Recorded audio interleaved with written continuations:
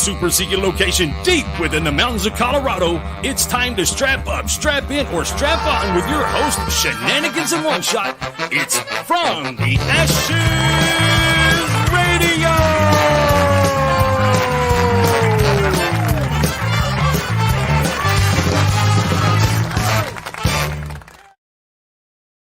Man, those guys suck. I wouldn't listen to them if I were you. I know, I wouldn't either. I gotta adjust that a little bit. So we're good. We're good. I think we're good now. Hey, I meant to ask you. Did you? No. Where did that cord come from? Did you What get cord? the cord that was here that plugs us into the mixer? I totally did that. Well, I sure as heck didn't do it, but there it was sitting there. Oh my goodness. We are one AC adapter from getting to use all of this cool, expensive microphones and stuff. One day we will sound great. Today is not that day. Not going to be the day. Hey, we keep talking while you introduce us while I turn the lights on. Welcome to About Face Radio. This is the From the Ashes show. I am Seth, one shot, one kill Rodenbaugh. My lovely hetero life mate here is Robert Shenanigans Williams, and we're here to give you an awesome hour. We have an amazing guest. Yeah. Let's call it a mediocre hour. Mediocre. I mean, if you do something while you're listening to the show, it'll be an awesome hour. Yes. Nathan Hucker is already on. Welcome. Hello, gentlemen. Well, hello, Nathan. How the heck are you? He uses that term gentleman very loosely. Yes, he does. You may have noticed that we are the best dressed radio hosts anywhere in media. You can be it too.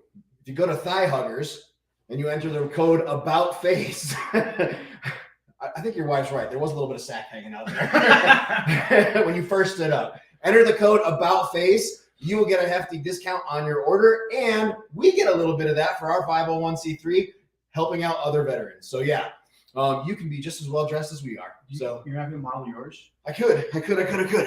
So greatest shorts in radio right there. Party like it's 1776, baby. What's up? Thank you, Thigh Huggers, for your support. We love you too. So I think they need to send us like one of every pair of shorts they have. I agree. We have a lot of shows, and I already wore these on one show. So and you don't want to start recycling because yeah. I get you, man. I totally get you. And the owner, I talk to the owner semi regularly. He's actually a pretty cool guy, and they share our stuff. So I like him. Yeah, they shared a great picture of me last week. Oh man! But I just got a text from Stack. Yes, he just finished his first jiu-jitsu class. Amazing! I know. So go ahead. Rob asked me a very good question just a minute ago, and I had a very good answer. He's like, so in judo, a judo practitioner is called a judoku. What do you call a jiu-jitsu practitioner? Does anybody have the right answer? Call him the GOAT. Call him bad motherfucker. Bad motherfucker. It's right there on my wallet. Oh. Well, we have a very easy Private Carl moment. We do. It was, you know what we were talking about? I was like, hey, I didn't search the news and find Private Carl. And I'm like, wait, I don't even need to. We got one. Yeah. You go first. Well, I'm a little sad about this one. Okay. Because knowing it was your birthday, I thought I'd do the right thing and I would get you a balloon. So I got you a balloon, but it was so big that it was hard to get here to the super secret location. And before I could get it to you, the damn military shot the thing down.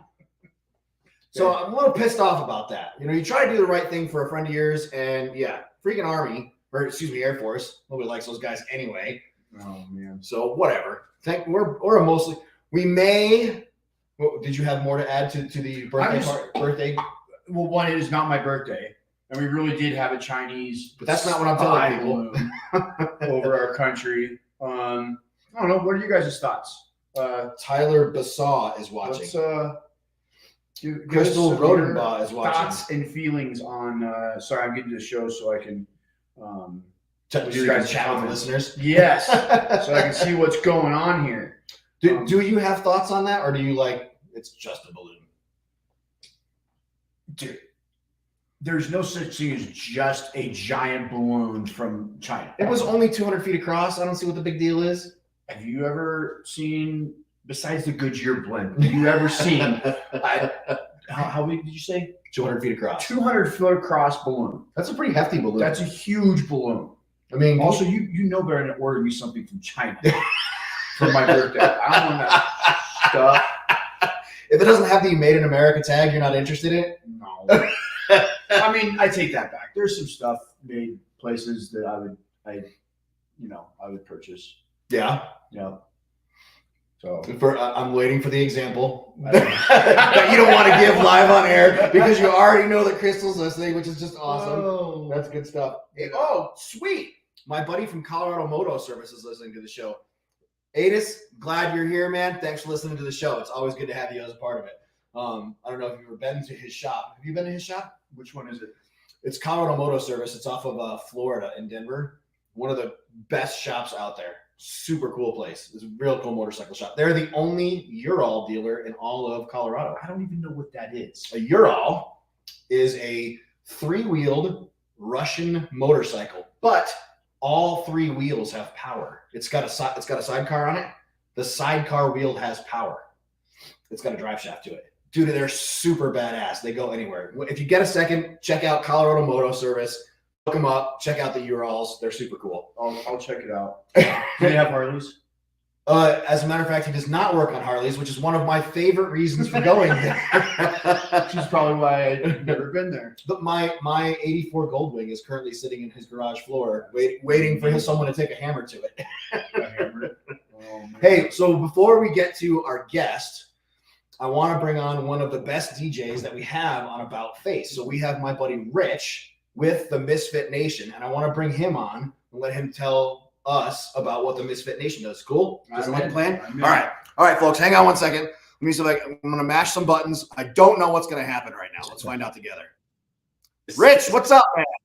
It's Fit Nation. What's up, Rob? How are you? I'm better now that you're here, man. How you living? Good, man. Listen to your pre-show there. That was your beginning of the show is pretty awesome. Your banter, I like it, and of course, we have to go against the Air Force. I like that too, so that's good. So, hey, man. So, first of all, I'm glad you're here, and I'm even more glad that you are a part of About Face Radio. So, tell the listening audience about the Misfit Nation because I love what you do.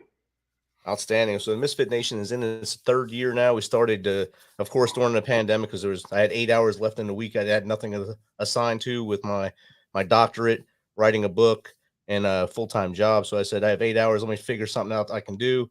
I reached out to some of my soldiers. I said, look, you think it'd be cool to start a podcast?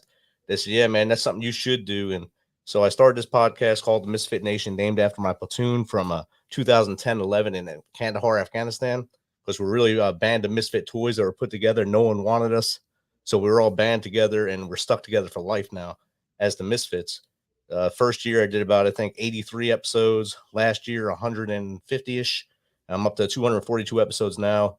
It all started as a way to get veterans on here to share their story, to get that pressure off their chest, that PTSD bug that's in their chest, to stop that 22 a day. But then they reach back to me and say, hey, bro, we need other stuff. We need people that are experts in other fields to teach us stuff. So I had authors come on. I had life coaches, fitness gurus, business entrepreneurs. A lot of veteranpreneurs have come on. We've won a social and cultural award here for the Veterans Podcast Awards, and we got featured in the Veterinary Podcast magazine last year as well. Very nice. That's kind of cool. I know, right? It's a cool concept. We should do something like that. I know. Maybe win an award or have a kick-ass show like his. Don't we have enough awards? I mean, honestly, don't we? I mean, we got these cool Lysol cans and everything. But Rich, so who do you got coming up on the show? Anybody cool? Tomorrow I have Zach Daniel for my live show, and for my pre-record, I think I'm working on Rocco Vargas to come on as well. It's getting his schedule and my schedule to match up with his final recording of the Mayans, plus his launching of Veteran. So his movement there. John Costavos is one of my new guests this week. Is another fitness guy. Zachary Daniel is a dude that he was a nuclear medicine kind of guy in school. Now he's doing Bitcoin, real estate, and all kinds of other entrepreneurial things. Nicole Angelique Kerr will be on Wednesday. My Thursday show will be Laura Hernandez. She created Mama Systems. So that'll be a good live show there to help the busy moms in the world to figure out how to get through their day when they have a ton of kids plus a job to do as well. I was just going to ask you what Mama Systems are, and then you answered my question for me. I have been trying to get Rocco on this show for as long as I can remember. I even had a conversation with his agent. I think his name is like Chuck or something like that. I'm a huge fan of the TV show Mayans and obviously Sons of Anarchy. Yeah, definitely. We are too. Me and my wife, we love that show. And of course, he's an Army Ranger, so that even brings it up higher for me. So that I've been talking directly with him. It's just that his schedule is so insane with everything he's doing to get him on here. And he did a speech with the Travis Manion Foundation, which I'm a chapter lead here in Clarksville for Travis Manion Foundation. So that gives me kind of an in with him having that little plus the Travis Manion Foundation. So once I get him, he'll be free to all you guys. Very cool. Well, yeah, and I recognize that Sons of Anarchy and Mayans is just soap operas for grown adults, like men like you and I. It is. I wear that proudly. Even though I despise Harley Davidson motorcycles, I still love that show. So yeah. And Harley made a lot of money because of them. Yes, they certainly did. Hey, Rich, I am super excited to have you as a part of About Face Radio. You've been doing this a long time. You bring a lot of talent, and you bring some great guests. Let my audience know when your show is on so that they can listen to yours as well. So my live shows are Sundays, Tuesdays, and Thursdays at 7 p.m. Central Standard Time. That's 6 Mountain Time and 8 Eastern Time. It's on About Face Radio. All my socials, I post the links on every one of my socials, Facebook, YouTube, and all that stuff at the same time. So it all comes out, and then it comes out pre-recorded a couple weeks later. And you can find all my shows on themisfitnation.com. And you've got a sweet gear site, don't you? You sell some cool hats. I love your beanies. Yeah, here's one of my hats right here. I do have beanies. None right near me right now, of course. But we do have the beanies. You've seen them. They're on my site. Actually, the beanies you order directly through me off social media. I'll just mail them to you. It's a lot easier that way. I have a female veteran that makes them for me. So I keep her in business. She's a disabled vet, and I go to her for a very good price. So it helps both of us out. As a bald guy, I appreciate a fine beanie, and that's a good-looking beanie. So, hey, Rich, looking forward to listening to the show. Thanks for being a part of About Face Radio. And, yeah, man, looking forward to seeing you. I appreciate it, brothers. Have a good night. Good show. Yeah, man. Drive fast, text and drive. Air salt. Let's see right here. What do you call it? So as you're aware, we got a few minutes before we bring on our author and our friend Tony Brooks. As you are aware, I have recently discovered the love of yoga. Yes. And you attended a yoga class I know it wasn't your first one. You said you've done hot yoga once before, and that was a miserable experience. No, I loved it. I actually prefer hot yoga. I don't know if you noticed. Did you know the academy was a little warm? I did. We had it set to like 76. It came up to like 80 that night. I have no idea who did that. Yeah. I do better in yoga when it's at least a little bit warm. But I have had an incident where I passed out in hot yoga. Oh, really? So I'm mind you, I'm going to a yoga studio where I stand out because do you? Yeah, I don't like fit the normal mold. You know, it's 99% Littleton soccer moms, and then there's me, tattooed up veteran dude wearing fight shorts and doing yogi. Go ahead. So I was I use it a lot for cutting weight. Like it works great. Hot yoga. So that makes a lot of sense. I was cutting weight for a fight, and I went in there in spats and sweatpants and a t-shirt and a hoodie and a beanie, and I did hot yoga. And at one point, I was in warrior pose, and then I was not looking at the ceiling, and all these Littleton mom joggers start to go like, "Oh my God, are you okay?" And I'm like, "Yeah, I think so." They're like, I haven't eaten in 5 days. They're like, "You gotta take off all your sweats." I've never seen somebody try and do hot yoga in, weight cut apparel. Well, I have to. I have to go to classes at other places. Mm-hmm. So I have to go to I think it's like 18. Between now and May, I have to go to yoga at like 18 different places just to check them out and get a feel for all these other places and whatnot. So we'll see how that goes. But I wanted to give a shout out. First of all, you wouldn't stand out as much as you think in the class that I'm in. I literally have Thor in my class. No, Chris Helmsworth is in my class. The dude is like 6'12". He's a couple 100 pounds. The dude has muscles on top of his muscles. super nice guy, super cool. And yeah, he has to get himself an extremely large yoga mat because it doesn't fit on the regular yoga mats. Yeah. Yeah. So, but I want to shout out to all of my new favorite hippies. They're all vegetarians and super cool people. It's not people I would. They allow you to hang out with them. So do they make you guys some Birkenstocks? I made that comment just the other day. I'm like, by May, you guys will have me in Birkenstocks and braiding my hair. Did you know I have Birkenstocks? I did not. Did you know Birkenstocks makes like not the hippie like leather one? They make like a rubber one like Crocs, but it's a Birkenstock. I did not. And I broke a pair of flippy floppies one day, and I was like looking for some flippy floppies, and I saw them. And I was like, maybe I'll try these. And I like put my foot in them, and they're friggin' amazing, so comfy. And then it got to the point where when me and Crystal got married, we got married on the beach in Mexico. I know. And she was like, I'm wearing my wedding dress and Birkenstocks. And I was like, I was looking for a nice dress sandal to go with my linen suit. And I was like, I couldn't find it. So I got some fucking camo, leather, like the regular Birkenstocks. Seriously? They were camo. They were camo. I did not pick. I've seen your wedding pictures, and I did not pick that out in any of your wedding pictures. Yeah, camo Birkenstocks. Well, okay. All right. Well, cool, man. I like it. I like it. Now you got me thinking. Yeah. Maybe it's time for a new pair of Birkenstocks.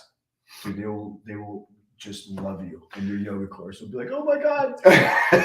So when we lived in Germany, yes, we went to the Birkenstock factory, and they have like the one-offs, like, this one's got a scratch somewhere or whatnot. And we spent $400 in Birkenstocks.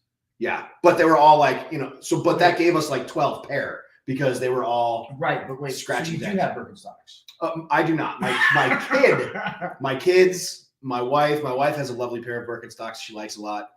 Junior wears the crap out of his Birkenstocks. Really? I think he like put Nike swishes on them and like wrote the word Supreme. I guess it's a pair of shoes. I don't know. Oh my God. Yeah, he's kind of geeky that way. But yeah. So Junior's great. He cracks me up. He's got his moments. So the kid decided this weekend. So I needed brakes on my truck. Yeah. But I was riding the bike all weekend because it was such perfect weather. And the kid took my truck, changed my brakes, and changed my cabin filter. I'm like, thanks. What a great kid. I want him to just randomly take my truck. Yeah, I was like, hey, he just borrow it for the day. Yeah, I couldn't believe it. And I'm like, dude, what do I owe you? He's like, you take care of me. I take care of you. I'm like, oh, okay. Wow. You did good. I got lucky. There's your pat on the back. That's not me, man. That's all his mom. So I'm kind of waiting for this interview for a while. I am too. I didn't get to finish telling the story with my mom, but I'll tell this really quick. Go ahead. So I told my mom. It's your radio show. You got all the time in the world, man. I told my mom that he's coming on because, the whole lone survivor thing was very close to my family because being close to the Dietzes. And she was pumped. And I was like, I sent her a link to his book. She calls me the next day. She's like, man, that book is really good. And I'm like, you read the book in a day? Like, it's tasty. She's like, no, I did the audio book. But either way, she banged still up. Yeah. Well, he told me, because that's what I said to him when we were booking the interview, because this is, I'm like scrambling to make this happen. I'm like, dude, normally I'd ask you to send us the book so we can read it, so we can sound like a little bit intelligent before we have you on the show. And he's like, well, you can get it on Audible. And I'm like, okay. And I went to go get it on Audible, and I do have it on Audible, but I have not had the chance to listen to it yet. So I'm walking into this blind. But I do know the story, so I think we're going to be okay. Cool. So you ready? Should we bring him on? I'm ready. All right. Here we go. Ladies and gentlemen, Dr. Tony Brooks. Doc, how are you? I'm doing good. How are you guys? Excellent. Can you hear us okay? I can. Can you hear me? I noticed that you were on a little early when you came in. We went live on the show and you were already in the waiting room. I like that. Always. That is prompt and punctual. We like that around here. I am always early. Oddly, sadly, awkwardly early. Are you still 15 minutes early to the 15 minutes? Yes, I am. I can't break that habit, unfortunately. My wife is the same way, so we feed on each other. That was one of the things when I got out of the Army and transitioned to the corporate world, and I would show up 15 minutes early. Like I dropped into a Zoom meeting 15 minutes early once, and people were like, dude, what the hell are you doing here? And I was, whoops, sorry about that. Didn't realize that I'm not supposed to do that. So, oh well. Yeah, I get the knack of being the only on-time doctor I think in the world. but is your handwriting legible? Because I know you were a blue cord, so probably not. It's definitely not. So that being said, let's start at the beginning. Tell us about your military service and what caused you to join the military. Oh man, we're gonna go back in time a little bit here. So A little bit. Back to 2001. Everyone knows where they were. 9/11, right? Everyone knows exactly what they were doing. At least our generation does, right? Yep. I was in college at the University of Arizona, kind of floundering, not a good student. I was partying a lot, doing typical college student stuff, not focusing on college at all. 9/11 happened, and I instantly knew that I was in the wrong place. So I got on the phone with my dad, and I called him, and I told him, I think I'm going to join the military. And quickly he said, no, you're in college. No, you're going to finish college. That's what you're going to do. And initially he was supportive, but he did say, finish your first year. Finish your first year, and then if you still want to go, you can go. Well, a couple other things happened. Pat Tillman became an Army Ranger. Black Hawk Down came out. And instantly, I already knew what I was going to do at that point. I said, roll, huh? Yep, you got it. And I signed up with an option 40 contract and went along that path, which anyone who's thinking about doing that, know that you're in for a ride.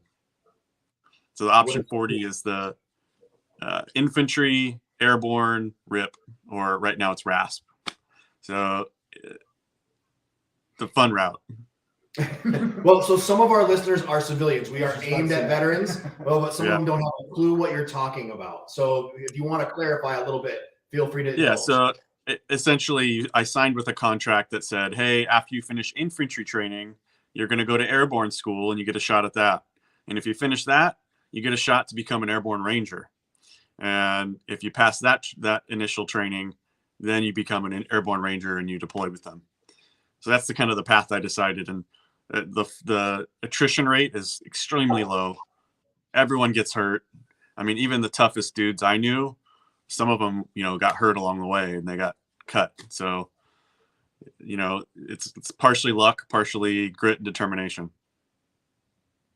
So clearly you made it through that pipeline. You weathered the storm and you become an Army Ranger. Pick us up from there. Then what? Yeah, so I got assigned to 2nd Ranger Battalion, which you guys were talking about him earlier. Rocco was in a neighboring platoon right down the road. So we were there at the same exact time.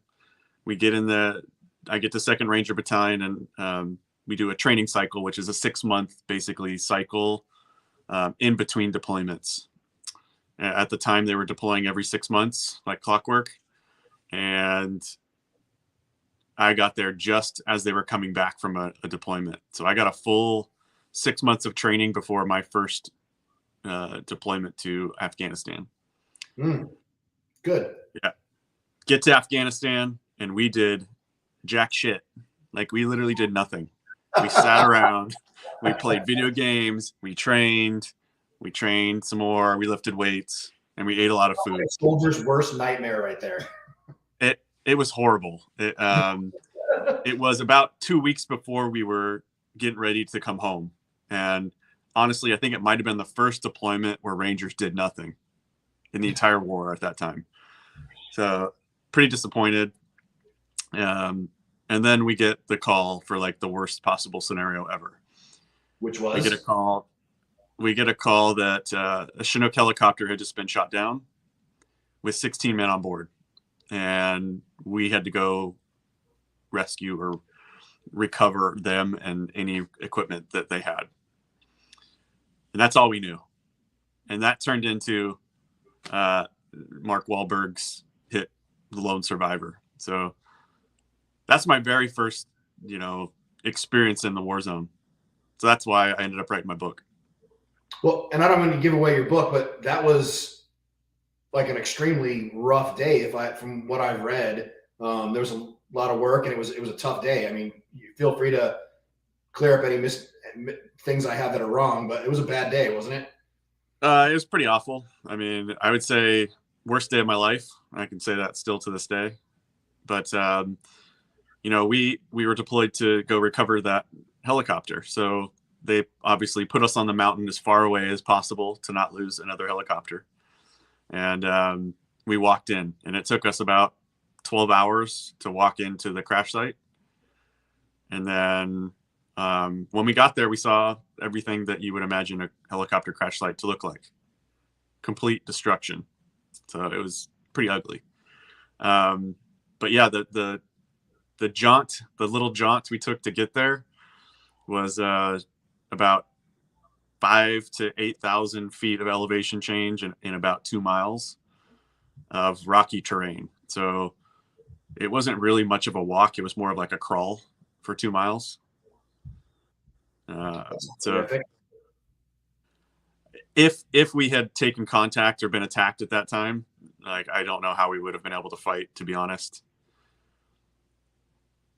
I never understood that, how we take kids that are born and raised in like Mississippi and Arkansas and all those places, and you know, on at 0 feet above sea level, and then welcome to Afghanistan. We live in Colorado. Our bunker here is in Colorado under a mountain, and so yeah, I don't understand how we take these kids and put them from ground zero to altitude and say, here, carry this 240. Good luck to you. Yeah, that wakes you up real quick, and you realize that no matter what you train for, you aren't ready. Absolutely. We can agree with that one. And I will say this, I don't say this often, but when I was on that walk, I couldn't tell you how many times I wanted to quit. And it was kind of cool because you look to your left and your right and everyone looks like they're not tired. Well, I've interviewed all these guys since this happened. And I was thinking to myself, I'm the only one that's dying. They look normal. Well, talking to them all, they all thought the same thing. They're thinking, I can't make it anymore, but God, Brooks is still going. I better keep going.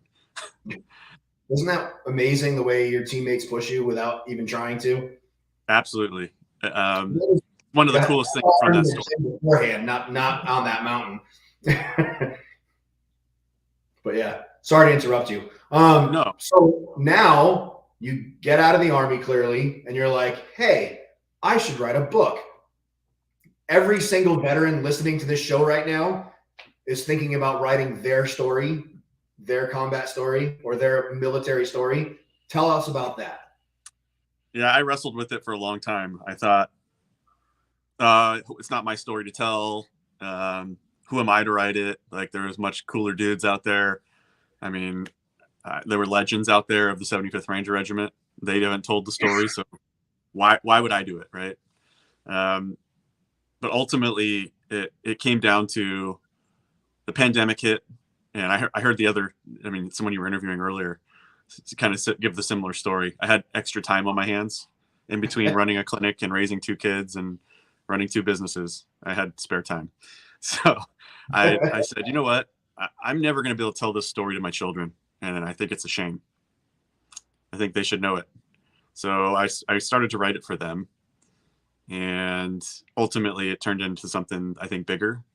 I wrote it for every single guy that was on that mountain to help them tell their story to their family, to help them come to terms with, damn, that was really shitty, and we should talk about it. So, well, tell us about the process of writing the book. You sit down with a 3-ring binder or a spiral bound notebook and just start scribbling, or how did you go about it? No, I'm super ridiculous. I research everything too much sometimes. So I started getting in contact with other authors, people I knew that were successful, and asked them how they did it, because I had no clue. I had no clue what I was doing. And most of them gave either 1 or 2 pieces of good advice, and the rest of it was like, just do it. Which, I mean, great advice. But what I finally took from it was that the best way to do this is seriously write small stories that you remember from that time period. So many small stories as you can.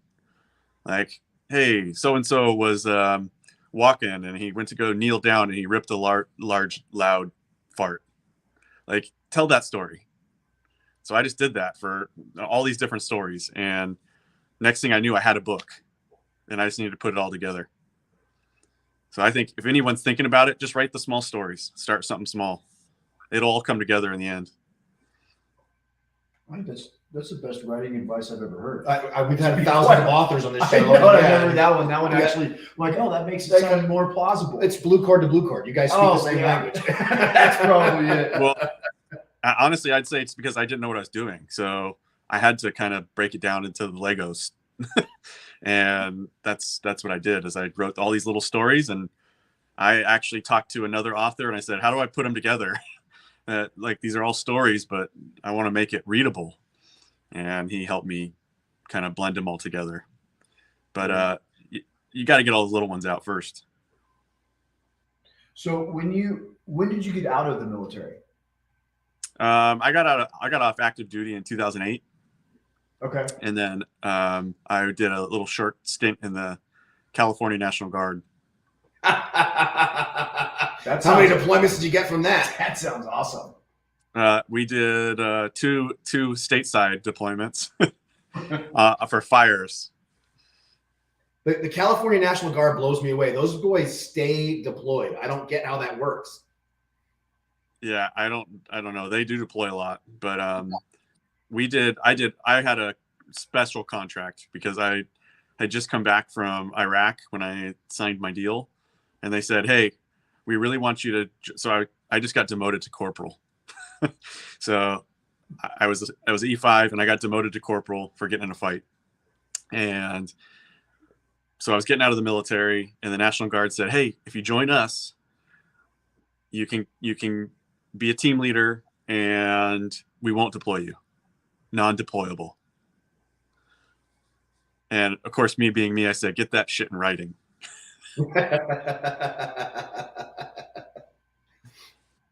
And so you write the book.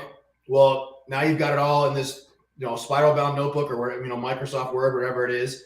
How did you get it published? Oh man, this is the worst part of the story. Pure luck. Like I literally queried. So what you do is you try to get an agent, right? If you want to do a traditional publishing, and getting an agent's not easy. So I found every single agent that's ever published a military book, and I wrote them a letter. Every single one. I found every single one. Hundreds. And I queried them and I let them know my project that I was working on, and I want to know how to get it published because I have no clue. And I think out of the 100 that I sent out, I think 12 responded total. 8 of them were autoresponders that said, no, thank you. 2 called me and they were excited, but said, oh, wait a minute, hold on. So you wrote a book, you were an airborne ranger. How many Twitter followers do you have? How many Instagram followers do you have? And my answer was, I think I have an Instagram. Let me check. So clearly they don't care how great your book is. All they want to know is, can I sell it? So if you're thinking about writing a book, get a following and then write a book. That's the saddest thing I've ever heard right there. I know, I'm sorry. But I did get lucky. I did get that agent finally, and he pitched it to every publisher in the world. Again, all of them, thanks, but no thanks. This isn't one guy I remember, I'll never forget it. This is my favorite. He said, oh, you guys didn't kill a bunch of people? Like, why would I want to publish this? Wow. There's not enough action. I said, you're an idiot. I don't want to publish that anyway. Wow. But a small publisher finally picked it up. Well, so now the book is published. Everybody is reading it. You're independently wealthy. They're getting ready to make the movie. Who's going to play you? If they're going to make a movie, I don't know about it, but I would say I don't know. I have no idea. I don't even know any celebrities because I don't watch TV. So I mean, clearly Pick it can't be Marky Mark because he's already committed. He's already playing Marcus. So yeah, I mean, obviously, when they make my movie, it's going to be Kevin James for obvious reasons. it's your humor. Yeah, that's it. Thanks. Yeah. That's why I keep you around, right? It's there, the Doc. humor. Yeah, Doc, thanks. who plays One Shot in the great Rodenbaugh movie? Colin Farrell. You guys know your celebrities way too well. There is no pause. You've had this conversation before. That's awesome, dude. Okay, so book is published. What are the next steps? What are you doing now? Where do we go from here? I love helping veterans. So my clinic is in Conroe, Texas, Freedom Chiropractic, and we treat a lot of vets. We either through the VA or outside of the VA, it doesn't matter. But we get VA referrals every day. That's my passion. I'm going to write more books, not about the military, but I'm going to write more books. And there's nonprofits in the future. Cool. They're in the works. Yeah. I like hearing that a lot. I really like hearing that. Super cool. Yeah. Well, go ahead. Give them the 2 minutes, man. Well, I was going to do more than that. Okay, go ahead. Do your thing. I kind of wanted to hear a little bit about you becoming a doctor. Was that something that like you decided to do while you're active, or was it something you found out you wanted to do after you got out? Yeah. So when I got out, I knew I wanted to help people. That's all I knew I wanted to do. I knew it was going to be probably medicine, but I didn't know what. And I was in the pre-med track, and being the good ranger that I was pretty messed up when I got out of the military. I was all beat up.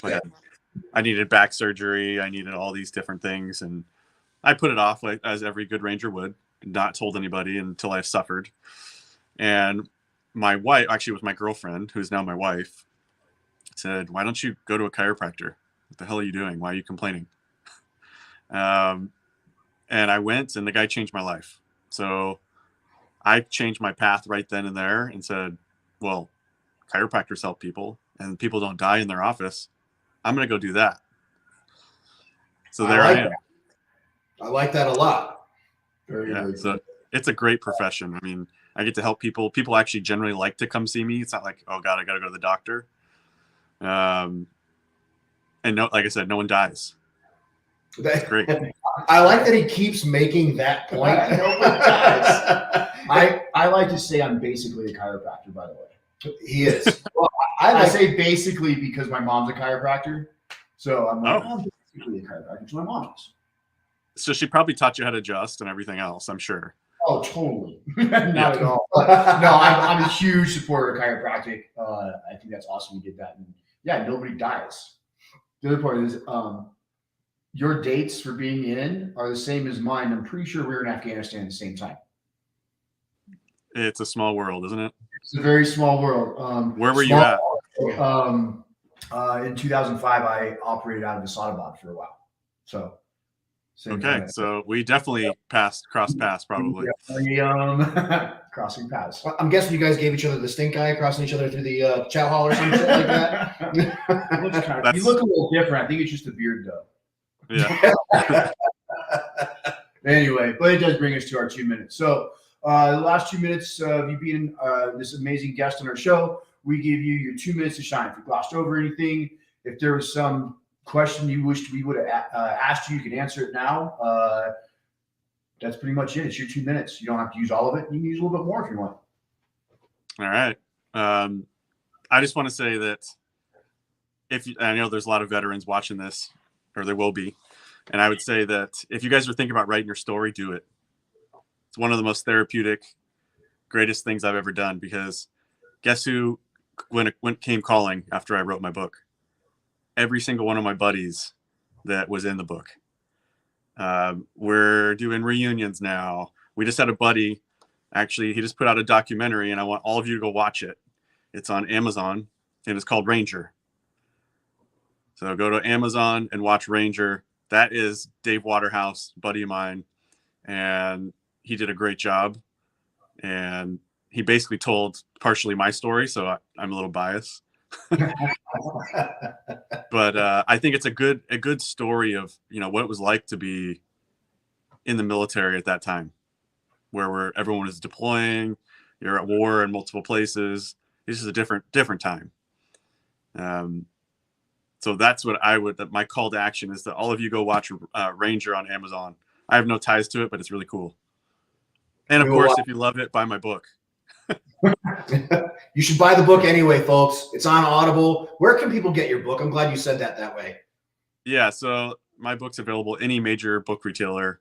I would highly recommend you get it from Walmart, because Walmart really went out of their way to support me.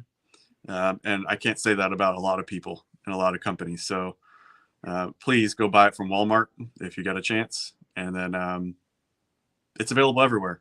Local bookstores, Audible, you got it. I would be remiss if I didn't mention that Dr. Brooks and I connected through a mutual friend, Dr. Rob Garcia, who publishes a magazine as well, and has set both of us up for success, and connected the two of us together. So shout out to Dr. Garcia. Good stuff on you, man. Very cool. Personal question. If I get one of your books and send it to you, you gonna sign it to me?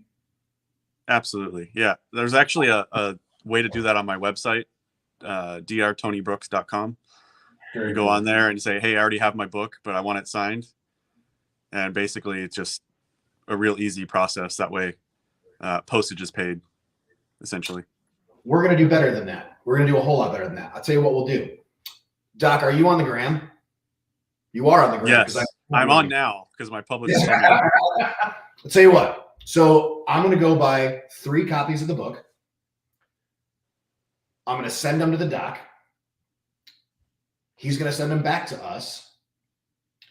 You, as a listener, you can win one of the copies of the book. If you go follow the doc on Instagram and you go follow About Face Radio on Instagram, you'll be entered into the drawing to win the signed copy of Dr. Tony Brooks' book, No Man Left Behind. Does that sound like a fair plan, Doc? I like where this I is. think that sounds amazing. And I'll put a little secret note in there too. I won't tell you which page. You can find it. I like it. I like it a lot. Where can people find you on the gram, Doc? Dr. Tony Brooks. Oh, that's pretty easy. You got it. Very cool. Very cool. Thank you so much for being on our show. It was an honor to have you and hear your story and hear about it. Hey, thank you guys for doing this and giving veterans a voice. I appreciate it. I am already getting tags from listeners saying done. So yeah, people are already you have some new followers to connect with, Doc. What's that? You have some new followers you need to go connect with because our listeners are already saying done. All right, I'll do maybe I'll put on a man hammock and take some pictures, and then I'll tag them all. How about that? It's only fair, Doc. I think that's a good idea. Sincerely, thank you for being a part of From the Ashes Radio on About Face Radio. Really appreciate you. Thanks for writing the book. Ladies and gentlemen, Dr. Tony Brooks, thanks a lot for being a part of the show, Doc. Thank you. Have a great night. You too. So, obviously, we don't have Allie tonight because she is at a conference, a national conference, learning all about how to be a veteran service officer and bringing in all the other VSOs. But a lot of the questions that we have gotten, let me scroll back just a little bit here. Dana Miller says, thanks, needed the clarification. So yeah, we'll try to reduce our use of acronyms. Someone needs to publish for Vets Only by J.B. Taylor. J.B. Taylor, I've got just the thing for you. So we at About Face Radio, we are a nonprofit. Our whole job here is to save the lives of veterans. We have partnered with a Colorado Springs publishing company called Tactical 16 Publishing. If you are a veteran, and even if you're not, even if let's say you're a nurse at the VA ER, Dana, I'm looking at you. That's a whole lot of stories to write right there. PTSD right there. And you want to write a book and you need to get it published, reach out to Tactical 16 Publishing. Say, hey, I was listening to this horrible radio show, and they said we should connect with you, and they will take care of you. If you're a veteran, your stories need to be told. So reach out to them. And the owner of the company, his name is Chris Schaefer. He will make you write your book. You won't enjoy it. It won't be pleasant, but he will make you do it. So yeah, good things will come from it. So yeah, trying to think what else here we got here. Well, we got Eric Reed. You wanted to let you know that you look just really stunningly handsome. He posted "Rob, you're ugly" twice. Gee, thanks, man. Hell yeah, that's cool. Yes, JB, I agree completely. So yeah, go do it. Stack says I'll listen later. Sounds like my wife. Dana Miller called out. Heck yeah, man, absolutely. And thank you for replying to my text messages today. Facebook made me delete my comment. But we saw it, so it's too late, man. You can't undo it now. That's funny. That's awesome. That actually is kind of cool. Facebook is looking out after you. I know. Facebook thinks I'm attractive. That's kind of cool. Let's see. What other? What's up? Bernie's watching. Phil Chavez. Phil, thank you for being a part of the show tonight. Nathan Hucker. I love how Rob sits forward on the couch like he is concerned father when he talks to One Shot. There's a little bit more there. So I don't have one of those wireless mouses. So I'm literally reaching forward to the computer in order to add guests, take them off, things like that. What do you call it? Hey, our interview went really long. Do you need a music break? I think we should do a quick break Before we bring on Oconell Law? Yep. We are going to take a 2-minute potty break. Go piss, go smoke your cigarette, go whatever it is that you do. When we come back in just a short 2 minutes, we're going to have Oconell Law. We'll talk to Rich, and we'll find out what's going on in the law world for veterans. So, yeah, go make that happen, folks, while I figure out where the heck we're doing here. There it is. But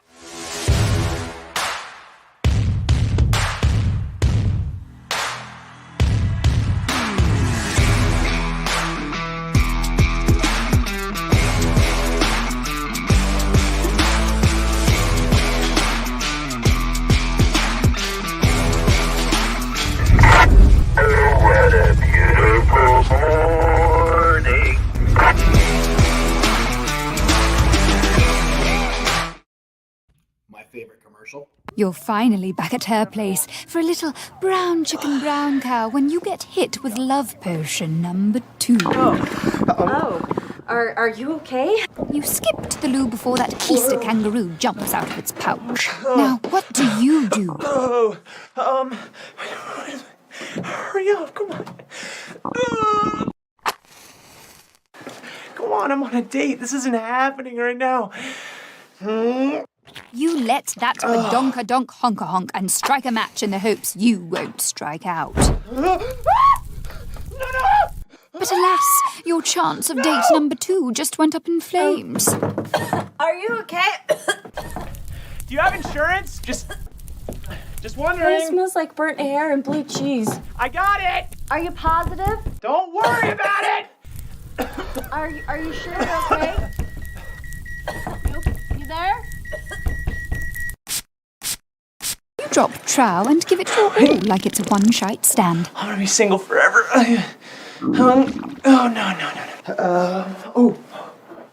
You fill the air with fragrance to keep your craps under wraps. But instead you come out smelling like... Did you spray my perfume?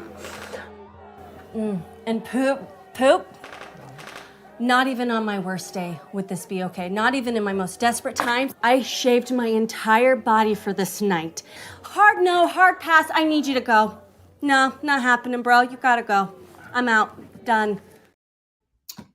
The line, "I shaved my entire body for this," is far and away one of my favorite lines in any commercial. That's the only reason I play that commercial on our show. You good, man? Did you get a potty break in? I am.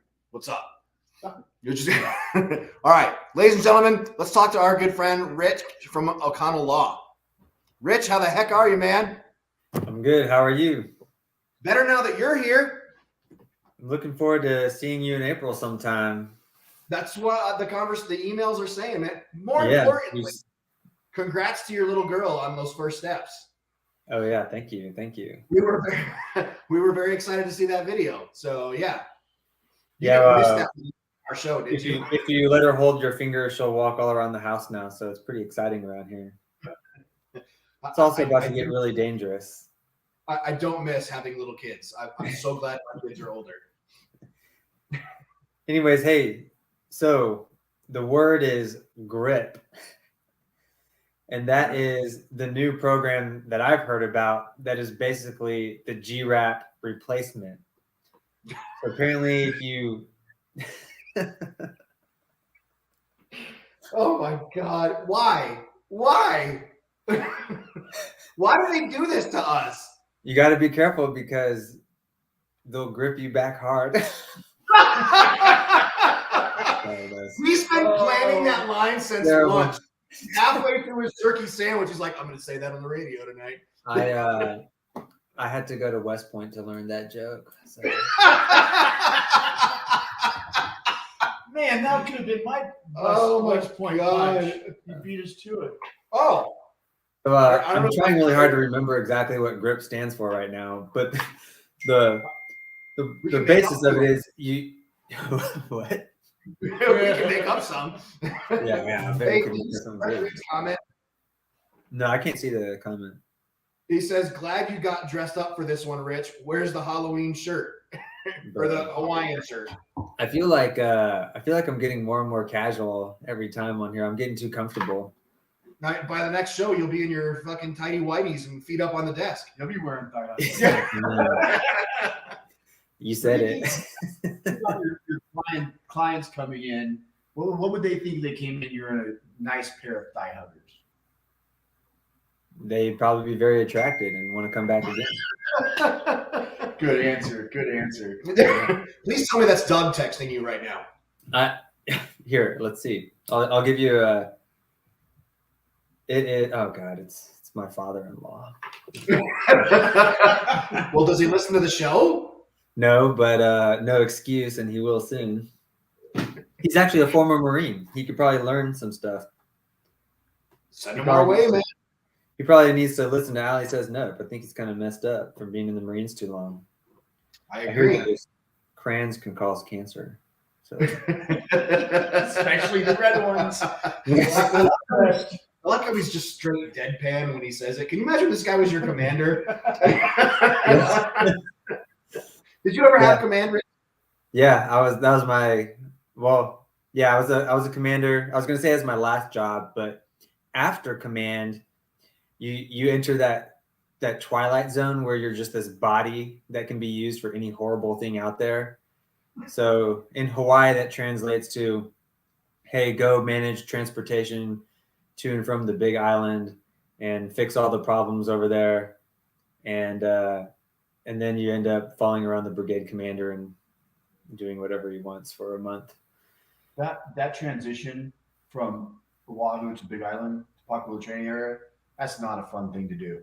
No, I feel your pain on that job. I understood about half of what you just said. The Army has a training area on the Big Island that is literally a lava field. So it's just lava rock. They issue you a pair of boots when you go do your 30-day rotation. You've told me that story. Because you go through a pair of boots. It's terrible. Yeah. And that little puddle jump that you have to make to move equipment, and it is a nightmare.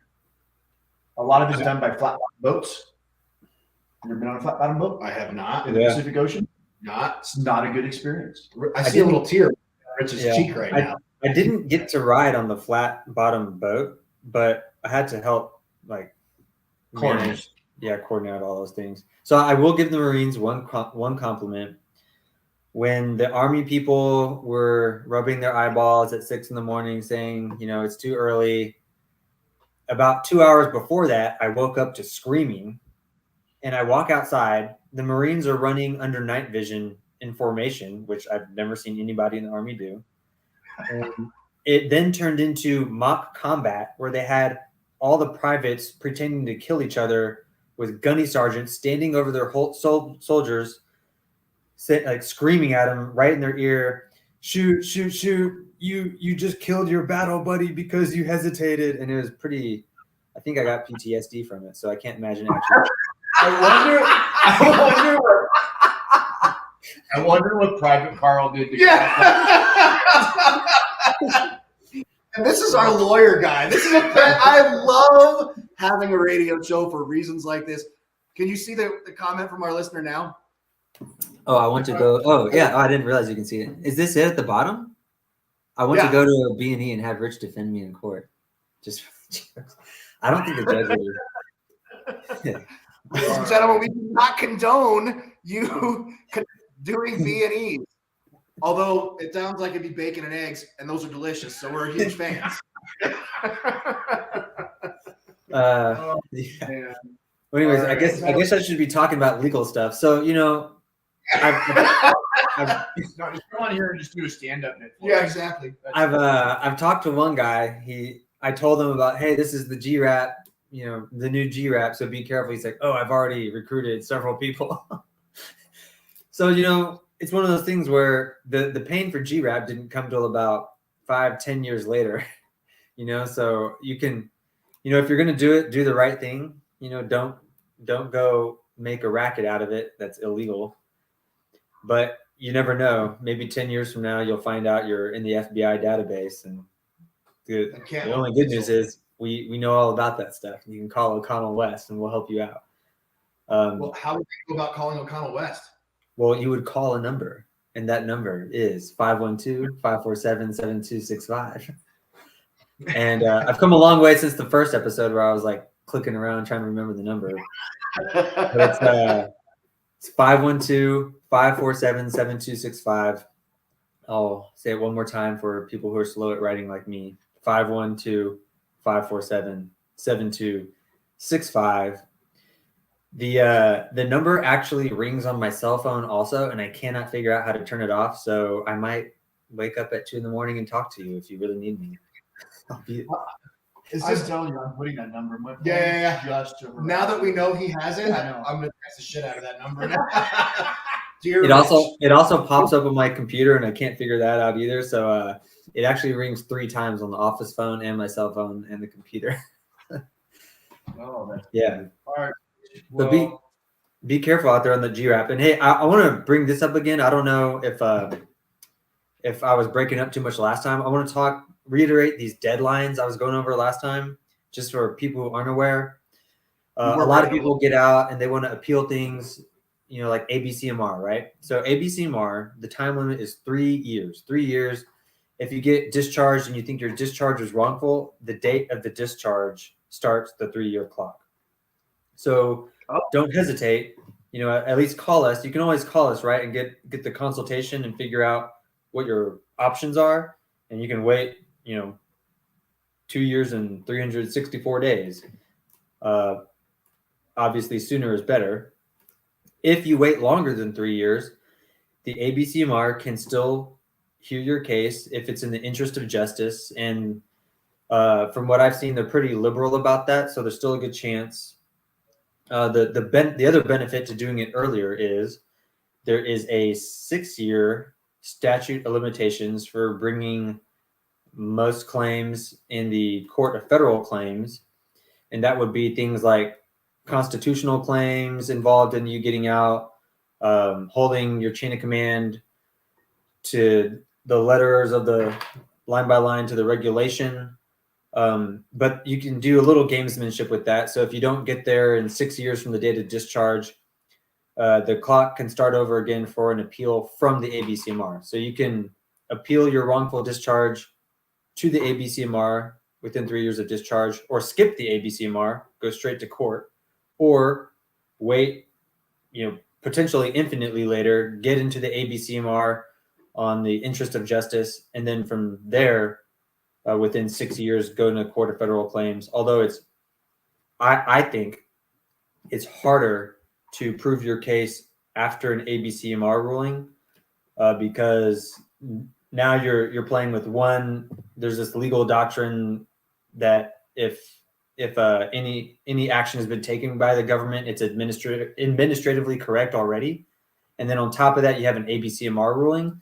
So you're fighting this presumption that it's administratively correct, plus overcoming the ABCMR ruling, and you have to overcome that by showing it's a capricious standard and they had no right to rule that way. So you're double stacking that, and it gets kind of hard. Just a couple notes on these potential claims that a lot of people don't know about that you can actually bring in court. APA, Administrative Procedure Act. The chain of command has to follow the law, and part of the law for them is the regulations they write for themselves. So if your commanders write policies and regulations for their unit, and this can be the brigade policy, battalion, company policy, they actually have to follow it to the T, and you can hold them to that in a court of law, which means deposing people in your chain of command. And it can get really fun and get to pull in people and be like, why did you not do that? And, they get all flustered. And we love that. We love it. It's obviously a bad situation for you, but we like doing this because we're all nerds at Oconell West. And we read military regulations all day. The most hardcore nerds on the planet. Yeah. It's like I got out of the military, right? Thinking, I'm never going to read these regulations again. And here I am. I read them all day. Every day. So I am of the belief that one of our listeners, Eric Reed, was wrongly discharged from the military and he was allowed to retire. Is there any way we can undo that and put him back in the Army so I don't have to talk to him anymore? Yes. See, that's what I like to hear. This is why I have lawyer When he friends. goes back in, he has to go back in. Needs of the Army. Yes. Needs of the Army. Yes. Can you help us with that, Rich? I can. So, and just as a benchmark, the longest case, and it wasn't our case, but I've read the longest gap in between getting discharged and then getting reinstated to the Army that I've seen is 12 years. And that dude got 12 years of back pay. Now that will be offset. It will be offset by any civilian pay you made in the meantime. So if you had a baller $200K a year job, you're not going to get any money. But you can sit there. You can sit there on a staff position and be happy that you stuck it to the man, I guess. I don't know. And he's probably one step from being homeless if I know the guy well enough, and I'm pretty sure I do. So well, let's do it. Let's get it back in. All right, let's just check his. Oh yeah, he says no. Let's not do that. Come on, man, it's fun. Rich, thank you so much for being a part of About Face Radio from the Ashes Radio on About Face Radio. I should really clear that up. Yeah, I should do better than that. Thank you for being a part of the show. Looking forward to talking to one of you guys from Oconell West next week. And good luck chasing that little girl around, bud. All right, thank y'all. And I'll probably talk to you tomorrow about coming down. So hit me, man. We're looking forward to being a part of it. So yeah, send us an email. All right, see you guys. Later, Rich. Have a good night. Later.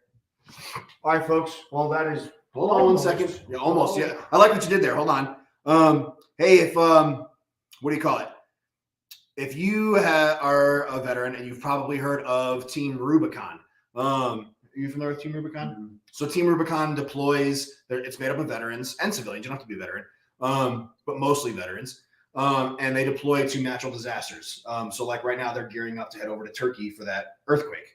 They'll show up to who was that? Like forest fires in California and stuff like that. Okay. Great group of people that does great stuff.